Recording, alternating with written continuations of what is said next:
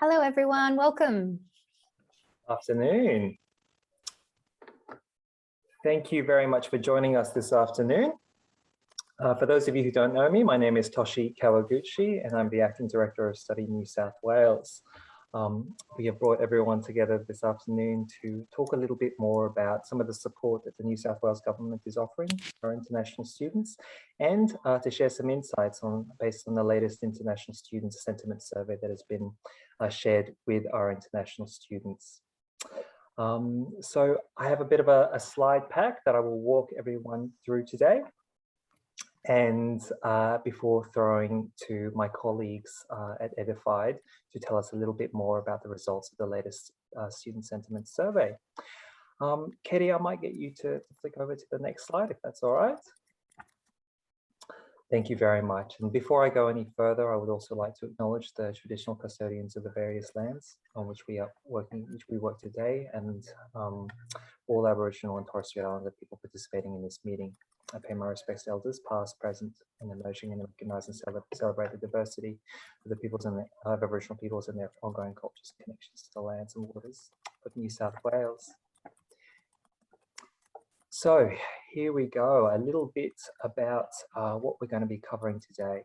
So I'll talk you through some of the housekeeping before introducing the team here at Study New South Wales, and I'll have my colleague Katie Hanna go into a little bit more detail about some of those supports and initiatives that we're running for international students both onshore and offshore, before we turn to the results of the student sentiment survey. There will be some time at the end of the session to cover off on any questions, and I invite you to put those questions into the chat. We can try and address those as we go along, or have also set some time aside at the end of the meeting. I do note that this session is being recorded, so just putting everyone on notice, and I invite everyone as well to remain on mute while we go through this session to minimize interference.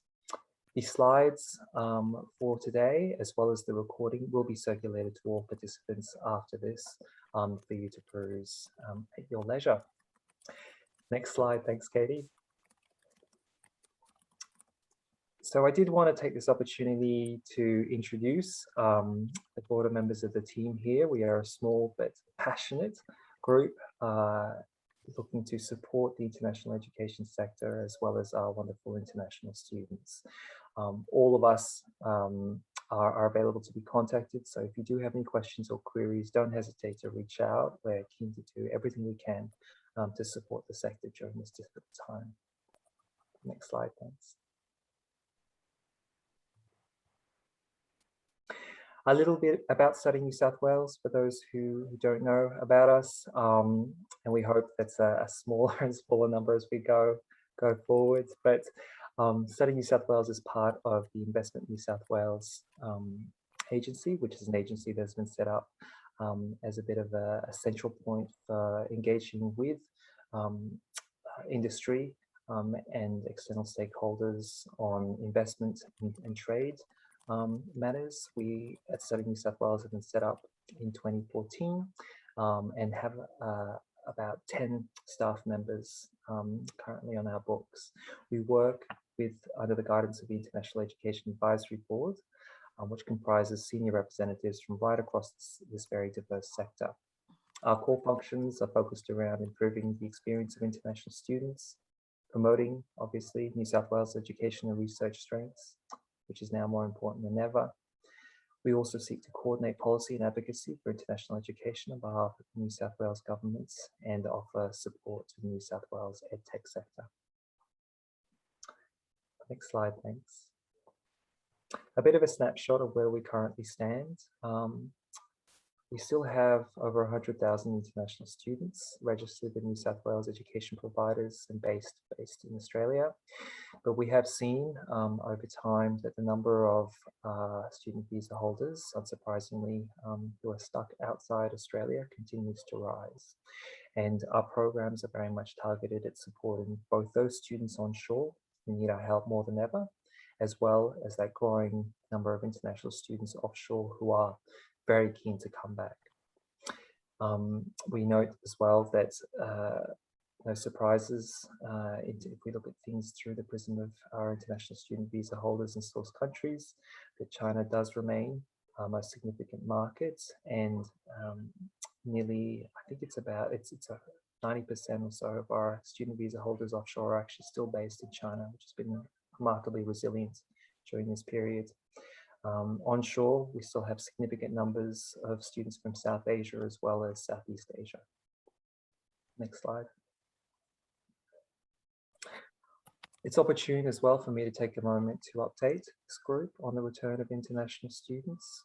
So I can confirm that this is something that the New South Wales government continues to pursue as a priority. We had announced back in June that we had submitted a plan to return international students back to New South Wales and submitted that to the Commonwealth for review. And the Commonwealth has since then gone on the record as confirming that they are supportive of New South Wales plans to return international students.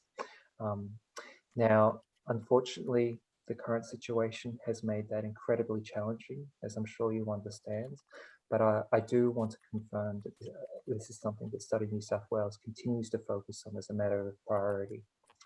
We do celebrate the fact that returns of international students are recognised under each of the phases of the National Plan to Transition Australia out of COVID, and including the limited trials to get entry of international students and other economic visa holders into the country are recognised under the current phase before we even hit the 70% vaccination target. So we will continue to keep the sector updated as to progress around that plan. We have a dedicated web page on our website, www.study.sydney/return, where we will continue to place information and share through our regular newsletter any updates that we can.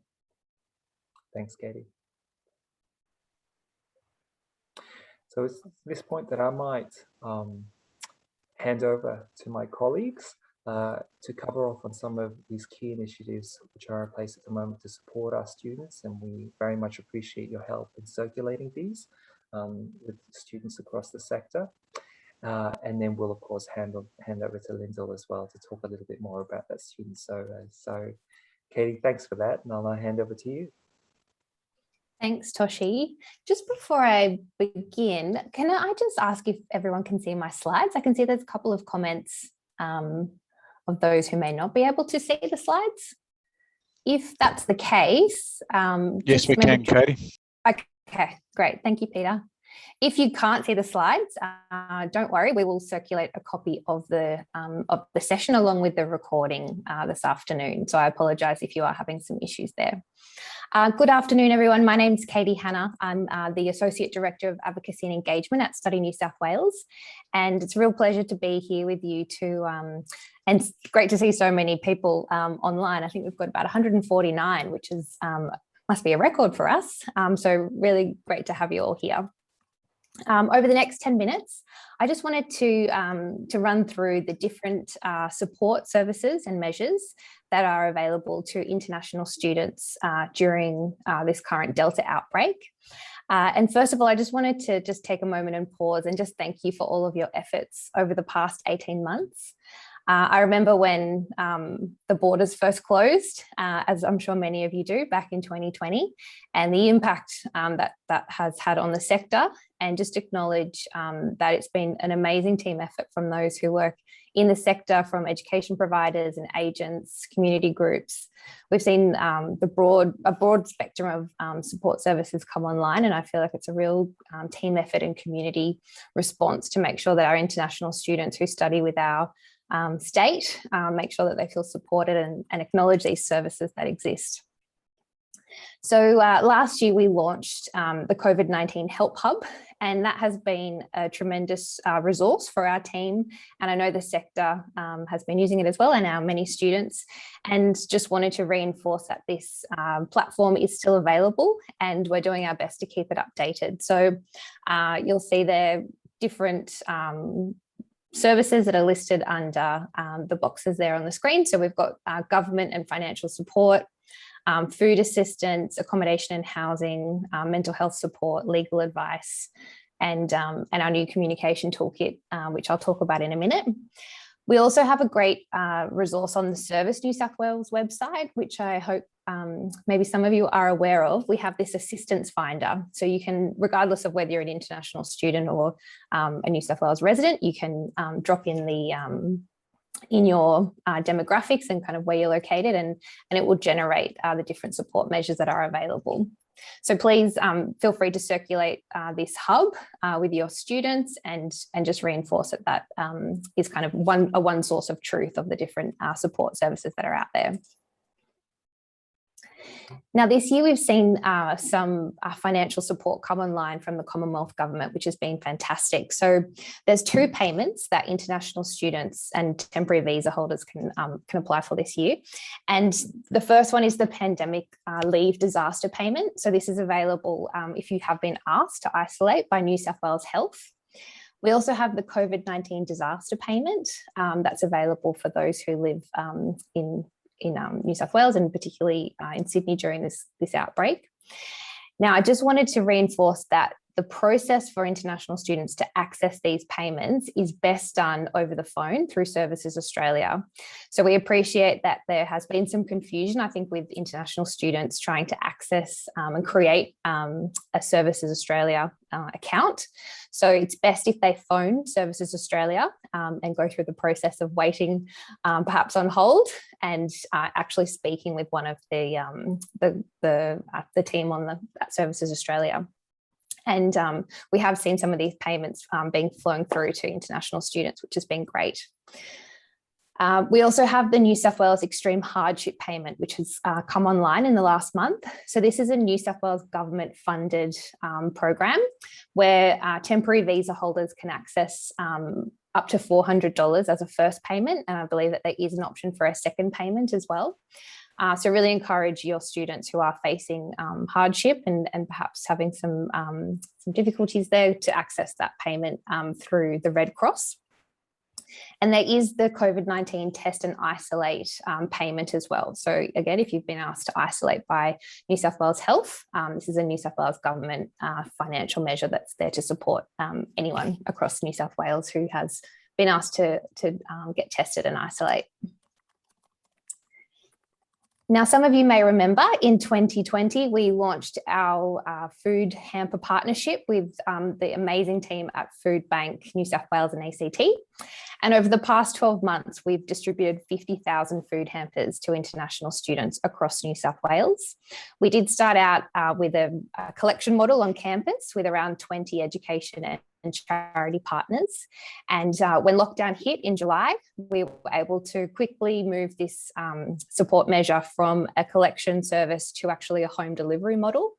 And I just wanted to acknowledge the amazing team at Food Bank who we've been working with. Many of them are volunteers, packing and distributing hampers directly from the warehouse in Western Sydney to our international students' home. So if you wanted to promote that service, we did just secure some additional funding as well. So it will be extended through to the end of the year, and really encourage you to lean on this service.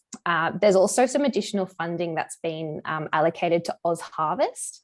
And I believe they're also working in the food hamper and food security space. So students can also access support through Oz Harvest too. It's quite an easy process to order a hamper. You just go onto this link that we've got on the screen there, which I'll circulate. And the turnaround time is, I think, about 1 week at the moment. So it's pretty quick. Each hamper is valued at about $80 and contains 15 kilograms worth of food. So I think it's been quite an amazing project for me personally to be involved in, and great to see the number tick over to 50,000 this month, which is, I think, a remarkable effort for many people involved, and just, again, a great way to demonstrate that New South Wales really values and cares for the many international students we have across the state. Last week, the Deputy Premier launched our new International Student Intake Support Service, and this has been delivered through our partners at Sydney Community Forum and Sydney Alliance. And it's a new website where international students can log a request for support, and they will be connected with a case manager who's working with these two groups, and then they'll be referred to one of 60 community organisations across the state who have been already really working with international students and our vulnerable communities during the Delta outbreak. So there's lots of different events that they're running. They've got a couple of online community forums, which have been great, and everything kind of from COVID-19 support to mental health, work rights, safety, health and wellbeing. The team is trained and ready to manage those inquiries. So it is up on our website, and encourage you to use this service and to promote it to your students. Last week, the Deputy Premier also launched our new toolkit that we have been working on with New South Wales Health and the Department of Customer Service. So this toolkit has been designed especially for education providers, agents and community organisations to distribute tailored and accurate information to our international students to encourage them to get vaccinated. So the link there leads to a page on our website where students can download, where you can download different tiles to use on your social media platforms or your website or perhaps email campaigns, and encourage your international students to get vaccinated. There's also a couple of other tiles in there around the various support that's available from the New South Wales government. So please feel free to use this and download it and get the message out across your channels.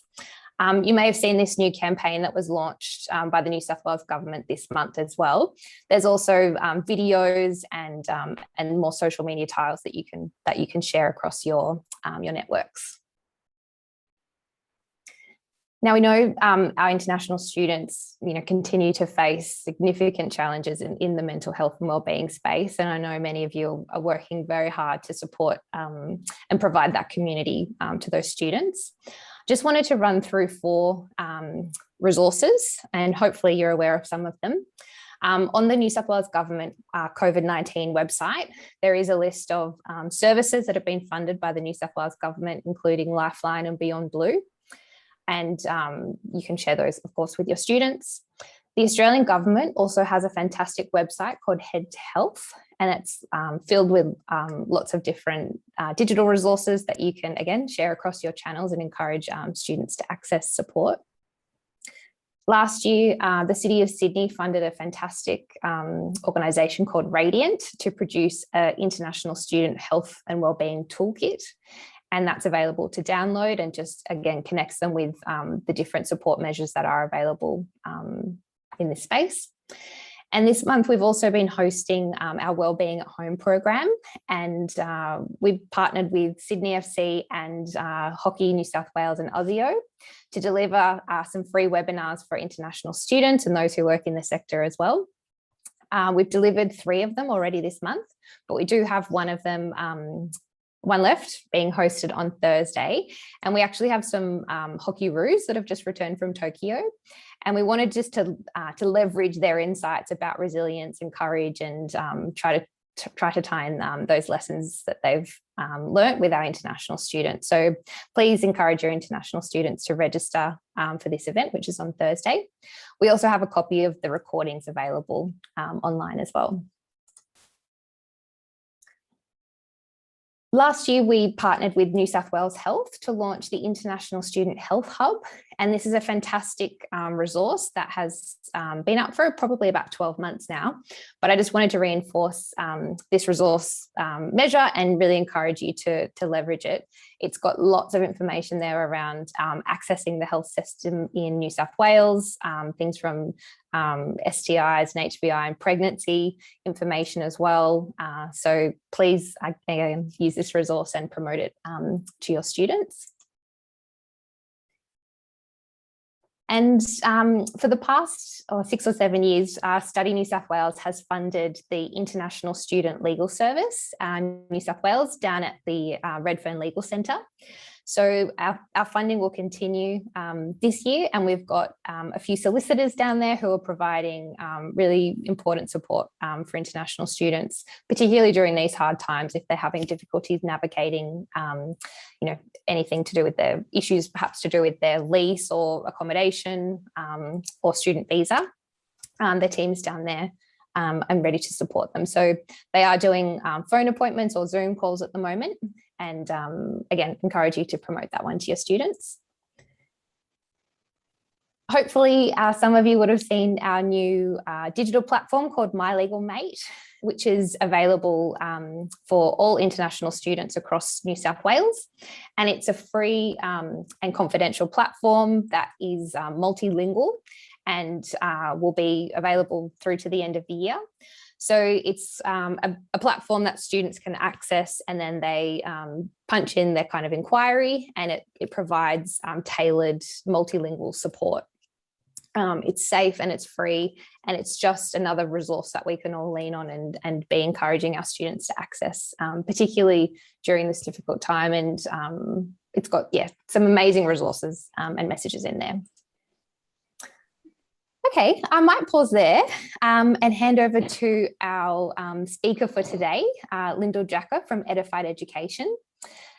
Lyndall will talk to us around the insights that we have seen through the International Student Sentiment Survey that we've been running with Austrade and the Study Australia partners for the past, what is it now, Lyndall, about 18 months, 15 months?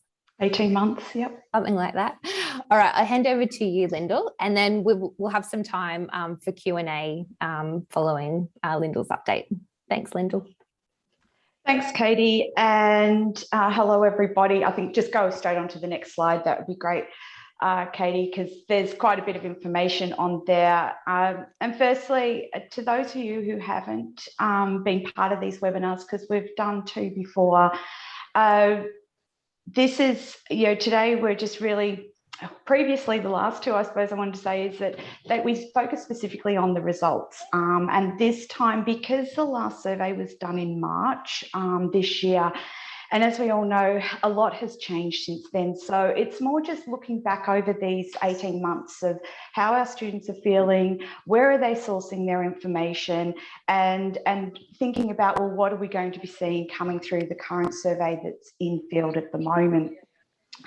I think Katie's already given a little bit of background to the survey, but I think just to emphasise, this has really been, came about just to capture the international student voice and how they're feeling. It's a short 10-minute online survey, and again, thank you to all of those of you who have distributed the survey in the past. It has just been so appreciated because we're relying on you as basically our platform to be able to capture how our students are feeling. So you can see there on the right-hand side, it's just a little bit of what's happened each wave. And of course, I'm just focusing on New South Wales here today, despite the program is run nationally. And we're looking to track the student sentiment, their study intentions, their concerns, and the information channels, as well as the specific topic that we've focused on each quarter, or wave, I think is probably the better way of talking about it. So in July last year, of course, immediate response to COVID, what was happening? We were right in the middle of it. Then we looked on at student support services and a little bit around employment, which was used to feed into March this year, was understanding students' understanding of their own employment rights. You can see also there, we've had an incredible response back in July, but response levels have varied, and that's understandable because many international students have experienced survey fatigue, in addition, of course, to managing their personal situations in response to COVID-19. And as I said there, New South Wales' share of the national response is strongest. It's one of the highest. So again, thank you to everybody. Now, before I start going on and sharing, I just wanted to, what students are saying, we do capture some open-ended comments. Skip for that medication that they wanted to start with. And there's one quote there that, from the student, and it just shows you why what we're doing here is important and the importance of the role that you play in capturing this information. So on to the next slide. What we do also is capture a lot of this, about the profile of the international student, because this is really important in understanding those differences in needs, expectations, and what their experiences are. So again, no surprise, most of the students come from, they're based in Sydney, but you can see there the variability in institution type. And this is why it's great if we can have people from all sectors, study sectors, in distributing the surveys, because, we know a secondary school's needs and information uses are very different to, say, maybe postgraduate universities or a TAFE students. So, and we do see those differences come up when we start analysing the data. And the same when you start looking at where students are from as well, what's their country of origin, we do see quite a few differences. So now on to really, I suppose, what's more important, onto the next slide, thanks Katie, and that's just how are our students feeling? And as I said, this is going back to March 6 months ago, and it was a positive story for New South Wales in that students were feeling, they were remaining positive, they're feeling things were getting better. But the reason I do have feelings are polarised, and you can see here there's a growing proportion of those who are feeling it's getting worse, particularly, and also in the bottom there, you can see there's an increase of those who currently feel, and this is back in March, feeling very negative. So they were rating 0 out of 10 in how they were feeling towards Australia. And we saw that more predominantly through students from India and China, and that many were concerned about their future prospects in Australia, as well as they're starting to question the value of an Australian education. But of course, as you know, not all international students are the same, and their needs, expectations, and experiences differ, which I'm going to share shortly. But firstly, and I know how much everybody loves a little bit of interstate rivalry, we certainly only have to look at our daily press conferences to see that. And on the next slide, we can just see what the sentiment is how students are feeling. And this is just showing the proportion who are rating slightly or much better. And I'm showing it by states and territories, just to show how much it can change depending on what's going on in the COVID situation in each jurisdiction. And I think, you may be able to guess where some of those are, giving the inclines or declines of what's going on. And I suppose this is just really setting the scene for maybe what we might see in the current survey that's happening now in New South Wales. It would suggest that maybe students will be feeling less positive towards Australia, but we'll wait and see on what they're showing. But on to the next slide. This is unpacking that sentiment a little bit more. And what we did was sort of looking at the elements that sit underneath the Australian education brand proposition. And the good news is that what we can see is that generally there was a pickup in March. And so students in New South Wales, as I'm assuming most students were going back to on-campus learning. We were also seeing a recovering economy, and they were still feeling safe, increase in the education, how they were feeling, as well as graduate career opportunities. So there was an increased level of optimism. That said, though, and as I did just talk about, we did see an increasing number of Chinese students in New South Wales believe it was getting worse for safety, education, and future prospects, and also an increasing number of Indian students believing their potential for future residency was getting worse. So again, this can hide underneath what's really going on for some of our students. But and I think, but that just also means, what their individual experience means and that power of advocacy. And I've included this quote here on the right-hand side because, a student's, experience can positively or negatively influence perceptions of the education in Australia, particularly focusing here on New South Wales, and, that our students are our brand advocates and they have that power to recommend or not. So again, it's just keeping this in mind as we're collating this information. so this type of sentiment, what does that mean then in the impact that current students is having on students wanting to complete their studies in Australia? And on the next slide, what we can see is that positively, the majority of students plan to complete their studies in Australia. And this is very much driven by that perceived quality of education, as well as lifestyle, and to a lesser extent, safety comes through. Now, no surprise, and given we're all facing uncertainty at the moment, 1 in 10 remain uncertain as to what they're going to do. And it's more interesting, in March, we introduced a new option that students could select, and that was around whether they intend to move to another country to complete studies, because of course we were starting to hear that come through in various different research and data reports. And you can see about 1 in 10 were saying that they were likely to, as well as we had about another 7% who were intending to complete their studies or return home. Sorry, complete studies at home or just return home.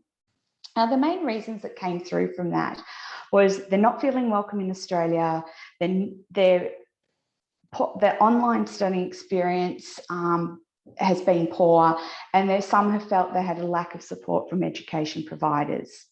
Now, on the flip side, what the good news was, we saw less students cite financial hardship as a reason to leave, as we saw back in March, was that, you know, we had a stronger economy. Again, being mindful of what we may be seeing going forward.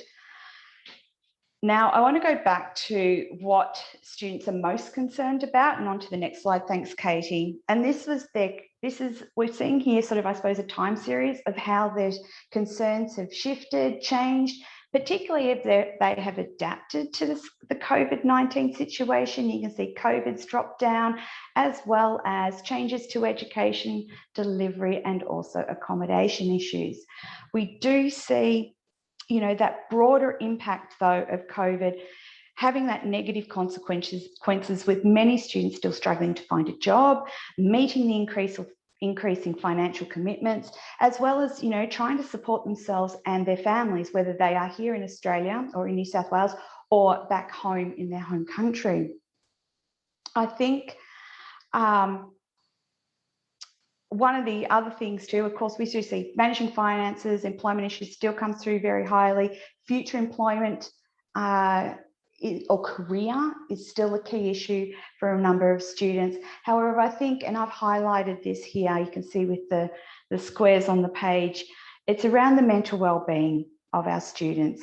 And that's what's still being impacted over time. And that's whether it's feeling sad, lonely, or isolated, anxious about their family or friends in their home country, or not feeling safe or welcome in Australia. So again, that was back in March. What do we expect to see here in September, given current circumstances? And I would expect that we'll probably see, you know, COVID will be similar to July last year. We'll see COVID come through higher again. So again, what does that mean for us in making sure students have access to information, access to support? Because one of the things that came through, our students are not showing the slide here, but are they accessing support? And for those with mental health concerns, most of them are not searching for or accessing the information they need. So again, it's just that importance of keep trying to push that information out, because we know that analysis says that those students who are more worried about their personal welfare are more likely to feel Australia is getting worse, which really does highlight that importance of providing support, which on our next slide just shows how important and needed these services are. Now, again, back in March, slightly different scenario, but we still saw nearly half of the students were using support services, with food provisions the most used. And that's no surprise. And it's wonderful to see all the work that Study New South Wales and all the partner organisations, and some of them are even shown up on the slide here, of what they're doing in enabling that reach for our students to be able to access these services. Even more important, and we do know, some of the students don't need support. They're altruistic. Others are worse off than me, and others are self-sufficient. But we did see, and I say half of the half, said they either lacked awareness or did not believe that the services are available to them. So what I saw earlier from what Katie was talking about, seems like there's a real emphasis on making sure students know that the services are available to them. And I think just keep up the wonderful work that you're all doing in getting the messages out, because I think it's fundamentally important, as you can see in this slide here. And the more that we can promote it, I think, and just increasing that access, it's just going to do more good in supporting our students and making them feel like that sense of welcome, belonging, and part of the community. And then sort of my last slide here is really just, it's a thank you to you, our education providers, because you are essential in students accessing information. We see that education providers are in the students' top 3 preferences, and that's for information, whether that be about COVID, student support, employment concerns. It really are fundamental to the communication channels. The other thing, though, we do see students use a range of sources. And again, this just reinforces the need of using a different set of channels, and that our comms, whether it be government or non-government, and how we can align those where possible in ensuring that we're sharing the information to get that broader reach as possible. So that brings me to the end. On the next slide, there was a lot of information I went through, and I trust a lot of it is not new to you, but that it does validate other research you've seen or what you're hearing anecdotally. I think in summing up, we have got such goodwill towards Australia, amongst our international students here in New South Wales. And it's 18 months on since COVID-19, but it does feel we're a little bit on a cusp at the moment, and, in light of the current situation. But, Australia has experienced some reputational damage, with some students not feeling welcome or not belonging here. And I think the biggest thing, this has been underpinned by our border closures, and they're not knowing when they'll see their family again. I mean, you've all heard this, you all know this. They had frustrations with the online education delivery, yet they're still paying full fees. And there's concerns around a lack of graduate career opportunities or post-study options. So sort of wrapping that up, some students are questioning the value of an Australian education. So with that, that means support services are still so critical, more so than ever right now, to not only meet our students' welfare needs, but to enable them to continue their studies. So please, as I said, you're doing an amazing job. Just please keep up that incredible work of communication and access.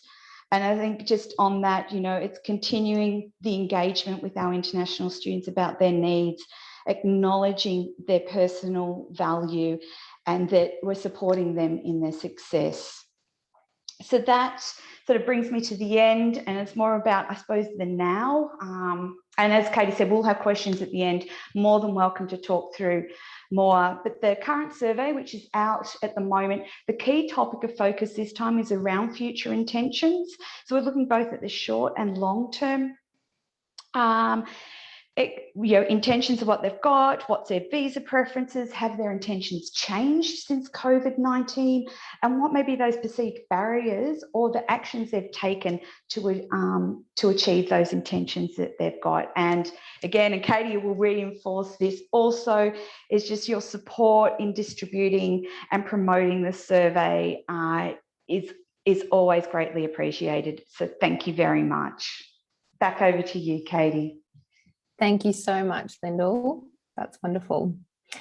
I'll just whip through the next couple of slides with my colleague, Virginia, and then we should have a good probably 10 minutes or so at the end just to wrap up, and really happy to open it up to any questions or comments or feedback that we have from across the group today. So just going back to Lyndall's last point around our next steps, the Study Australia partnership was formally announced last year. It's a a collection of the different study hubs or clusters that we have across Australia under the leadership of Austrade, and the onshore, or I should say now it's also offshore, so the International Student Sentiment Survey is one of those projects. So I just wanted to make sure that you're all aware that this partnership exists, and over the past 18 months, it's just been an amazing resource for us to be able to ensure that the messages going out are united, and we have that kind of collective Team Australia approach. Now we do have the 4th International Student Sentiment Survey open at the moment. I believe it closes on the 20th of September. I'm a little bit competitive with this one, surprisingly. I'm not normally competitive, but Victoria has just overtaken us. We've got 29% of responses and they've got 36. So my call to action today is please promote this survey to your students. New South Wales has the largest cohort of international students in Australia. And so we really want to make sure that we're seeing that represented in the survey results so we can have that rich data, which then informs our next steps. So again, I'll share these slides after the survey, but really encourage you to please promote this survey far and wide across your channels. We also have 2 projects under the Study Australia partnership that I just wanted to share today. The first is the Study Australia Industry Experience Program, and this is co-funded through the Study Australia partnership. And we've actually, through Study New South Wales, have purchased 500 places for international students, both here in New South Wales, but importantly, those studying outside of Australia, to complete a 2-week work integrated learning program with our partners Practira. So there'll be 2 cohorts coming up, one in November and one in February. And they'll be placed in a national team with national businesses, and will receive mentoring from the industry that they're being partnered with, and also a digital certificate, and just an opportunity to work together and build that connection with international students from across Australia. We also have the Study Australia Work Readiness Micro-Credential Program, which is a free resource for international students, again, both here in Australia, but also outside of the country. It's being delivered in partnership with Successful Graduate, and it's a series of online modules that supports them in getting job ready. So 2 free resources that I really encourage you to also promote to your students. And we'll look to expand and continue these types of collaborative projects into next year and beyond as well. We also have the Australian International Education Conference coming up in the month, which hopefully most of you will be registering for. It's a great opportunity to connect with the sector, and I think probably more important than ever that we're all coming together to look at recovery and the latest trends and resources that we can use to partner and really rebuild the sector when the borders can reopen. So we have 230 speakers confirmed across 4 days. The Study New South Wales team will be there in force. We'll have a presence at the Study Australian Virtual Pavilion and also the Study New South Wales Virtual Hub.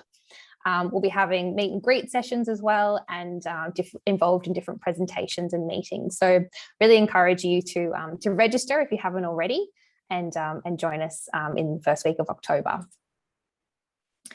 Now I'll hand over to my colleague, Virginia Lee, to talk about 2 flagship programs that Study New South Wales has coming up in the next few months. Good afternoon, I'm Virginia and one of the Associate Director here at Study New South Wales. I'm going to briefly capture some of the bigger initiatives Study New South Wales will lead over and above the activities Katie has just already mentioned. So the New South Wales International Student Award and the Partner Project are 2 of our flagship programs which go to the heart of what we do, which is to improve the student experience, celebrating international students' contribution, and promoting the state as a safe, welcoming, and quality study destination for New South Wales. The New South Wales International Student Awards celebrate the contributions international students make to the communities in metropolitan and regional New South Wales, and recognize excellence in international student community engagement. There are 6 award categories: the International Student of the Year Award and the New South Wales International Students Community Engagement Awards. The Honourable Sarah Mitchell, Minister for Education and Early Childhood, has agreed to host the award ceremony this year. Due to COVID-19, Study New South Wales will deliver the award ceremony virtually in November 2021 and live stream to a global audience. We will announce the finalists soon, and please look out for your invitation to register for the virtual ceremony. Next slide, please, Katie. So each year, the Study New South Wales co-funds projects in partnership with industries through the Partner Project Grant Scheme to further Study New South Wales core function. It's worth noting that Deputy Premier has recently announced $360,000 in New South Wales government funding for our annual grant scheme to support our international students currently studying with New South Wales education provider, both here and overseas. Here you can see the list of successful project recipients for the 2021-22 partner projects. Also, as part of the 2020 and 21 Study New South Wales partner project, we are working with various partners to deliver a free Wellbeing at Home webinar for the New South Wales international students. Katie might have mentioned slightly earlier, Study New South Wales is co-delivering the next virtual event on the 16th of September on how to maintain motivated with Australian International Sports Organisation and elite hockey players. In this session, you will hear from recent elite hockey player from Hockey New South Wales who have just returned from Tokyo 2020. And it's an opportunity to learn about their journey to the biggest stage in sport and about participation and work experience opportunity across a variety of sports when lockdown is eased. We hope this will motivate and inspire many students to reach your goals and ambitions. Study New South Wales is promoting this event to both onshore and offshore international students, and we encourage you all to register. There is still a very long road ahead of us, and the situation will continue to evolve and improve. But we are looking forward to continue supporting the international education sector together. I now invite you to join the Q&As. Please unmute your mic if you'd like to ask a question.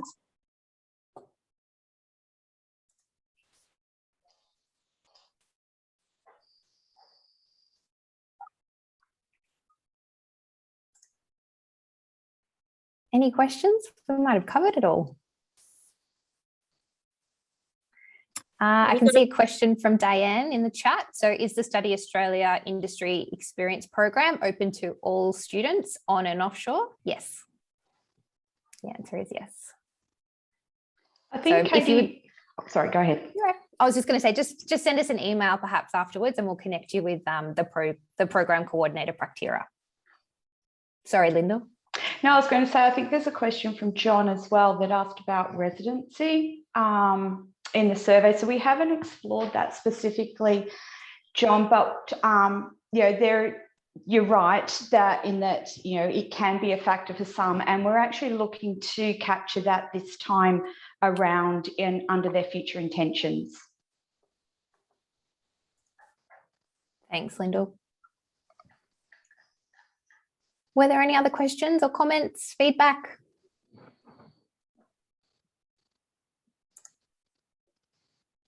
Okay, well, we might wrap it up and give you 10 minutes back in your day. If there are any questions, please feel free just to drop us a line through our website or email. Oh, there's a question from Anita. Are there any ideas why students aren't using the wellbeing programs? I think it's probably just lack of awareness, to be honest. I think it's really up to all of us just to continue to work together and amplify the different support measures that are out there. And as Lyndall identified, education providers and particularly agents as well are often the first point of call. So we'll do our best to keep sharing the different support services that are available, and just really thank you for your partnership to amplifying to your students. Okay, well, we might wrap it up there. Thank you so much, Lyndall, for joining us today, and great to see so many people online. We will share a recording of today's session along with the slides, and also all the links that you can share the International Student Sentiment Survey from our website, but also our social media channels, because that just might be an easy win for your team. So we'll sign off and say thank you. Please take care, and we'll be in touch soon. And if you've got any questions, feel free to reach out to us. Thanks, guys. Have a good day. Thank you, everyone. Thank you. Thank you for joining. You made me confused.